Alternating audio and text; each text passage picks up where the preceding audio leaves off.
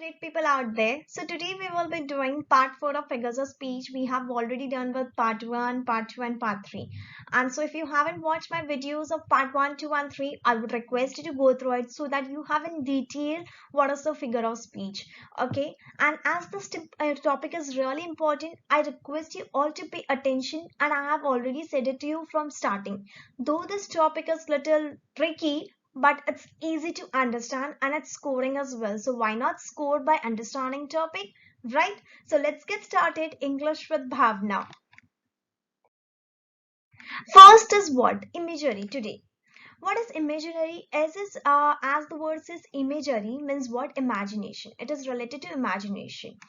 Now, many writers, novelists, what they do while writing, they use such things, such figure of speech to have a better writing, concept with them, with the material with them. Because imagery is what? It's imagination. You imagine something and you write down in the form of the words. That is known as literary device as well. And imagery is one of the device. It is the image produced in the mind, means when you're reading it through the language, it is reading through the language, the image has been produced, that is known as imagery.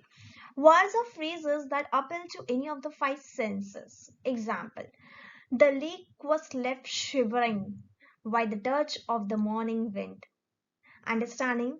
Imagination. By reading the sentence you can imagine, by reading this language you can imagine actually what was the lake. Okay, he felt like the flowers were waving hello, right? Means, see, such a beautiful language. The writers, authors try to use imagery a lot in their writing work. My head is pounding like a drum. So with this sentence you can understand that head is paining like hell, right? His words felt like a dagger in my head. His words felt like a dagger in my heart. So you're understanding, imagery is nothing but it's imagination, and through reading of the language you can imagine, you can go to that specific part of the whatever the situation or scenario is or the story is. Okay, now the next one is what? Pun. Pun, in short, I will say it's something which has two meaning, double meaning. For example, rose. Rose is having a literal meaning as well, implied meaning as well, right? So rose we consider as a flower as well and as a symbol of love as well. So has a two meanings. Understood? Same way.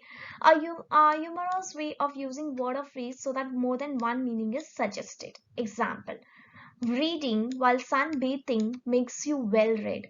Understanding? दो meaning हो गया. Reading while sunbathing. Sunbathing means bahar. And times you go na for sunbathing on the beach and all, you just take rest while and all that. That's make you well read as well. Read ho jati na body. That's what. Understanding? I have been to the dentist many times, so I know the drill. So again, two meanings. Dentist के पास आप गए हो, that is one meaning, and drilling is another way. That drilling you have seen, but over here is two types of drilling the person is trying to tell you. Always trust a glue salesman. They tend to stick to their word. Understanding, two meanings are there. A pessimist bullard type is always be negative. Okay. Now, optimists, we say now the person who is always positive. So pessimistic, the person who is negative, and we are saying that it's always be negative. So two meanings are there.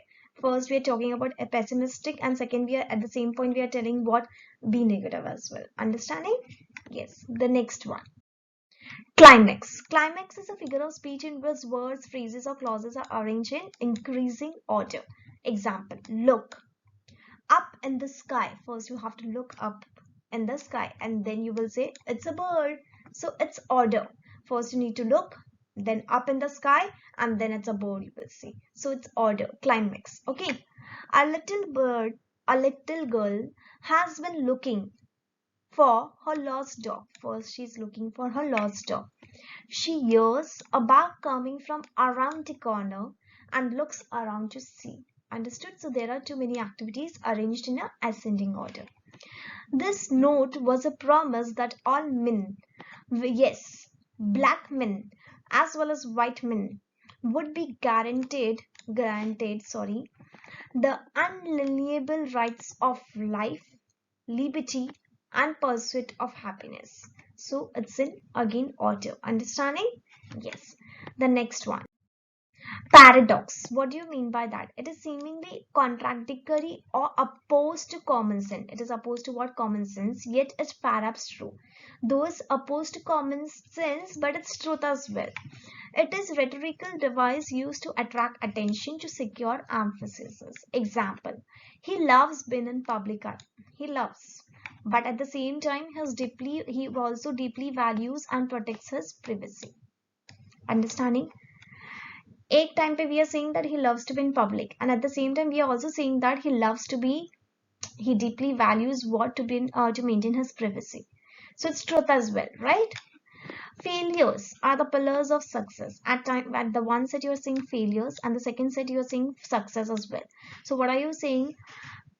If you fail again and again, obviously it means you're trying, and that is also it's a step towards a success. The more you're trying, the more you're learning, the more the gate is opening for you for success. So it's a truth as well, though it's contrasting, but it's truth as well. That's what it is saying, common opposed to common sense.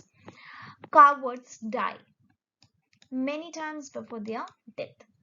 So I hope you have understood figures of speech, and please, I actually tell you all that this is really very scoring topic, so don't miss out. During my school days I used to be very fussy with this topic, and I used to feel यार बहुत ही ज़्यादा different है, बहुत ही ज़्यादा difficult है, but it's very easy. Believe me, you have to just watch the videos, and for any other doubts you can use the comment box. Please use the comment box. Also, don't forget to subscribe to my channel if you haven't, and if you want me to come out with such videos, and you want me to be stay motivated, please subscribe and ask your contacts also to subscribe to my channel. And figures of speech, we have finished with the 4 parts today. So I request you, any doubt, again you can reach out to me via mail as well, and you can use the comment box as well.